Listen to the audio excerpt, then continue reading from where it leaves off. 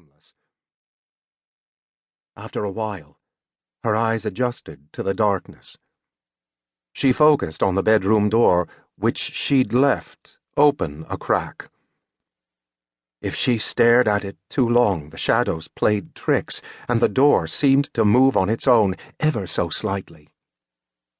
Still, she couldn't close her eyes or look away.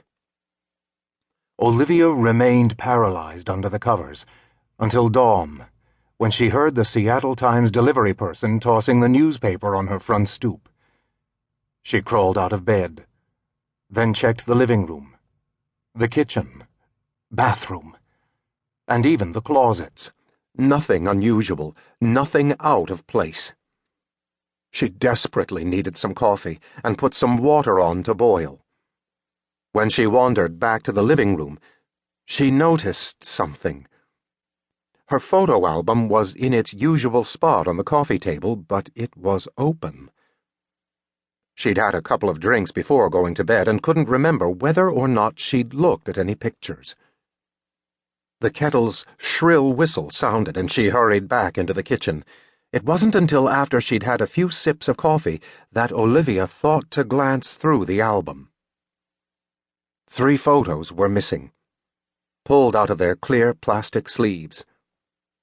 If someone had actually broken into her home last night, it didn't make sense that he'd steal a few photographs of her and nothing else. She thought about calling the police again. But what good would that do?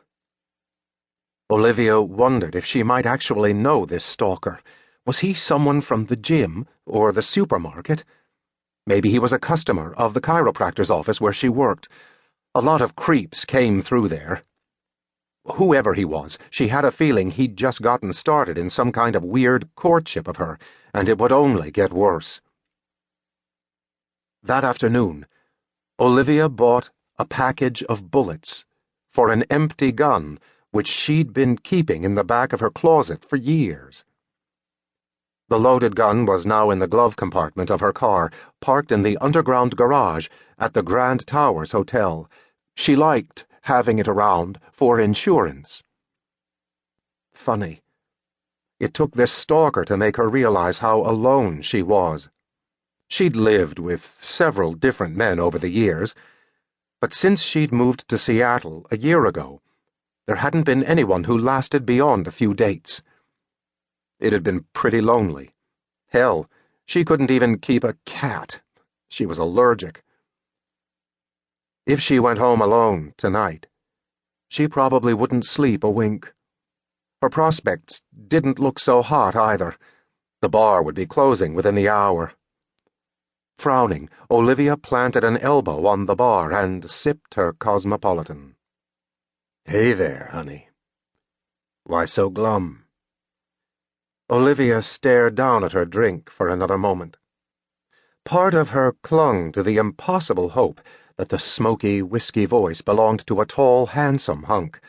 Maybe he'd spend the night with her, and this would be the start of something terrific. When Olivia looked up from her near-empty glass, she couldn't hide her disappointment. He was a short, balding ape of a man. He wore a red Izod short-sleeved shirt that looked painted on. He was very muscular, with a coat of black hair on his arms. He had hair coming out of his ears, too. In fact, he looked as if he had hair everywhere, except on the top of his head. He leaned against the bar and gave her a smug smile. "What do you say, honey? Can I buy you a drink?" "I'm not your honey," Olivia muttered. "Besides, you're out of luck. It's past last call." "There's no last call at my place," he said. "I have a bottle of scotch there." "Well, go home and drink it," she replied, fishing for some cash in her purse. "Try some other woman in the bar, okay?" He laughed. "Feisty. I like that. Are you feisty in bed, too?" Olivia waved at the bartender, then slapped 2 20s on the countertop. She didn't look at the creepy little man.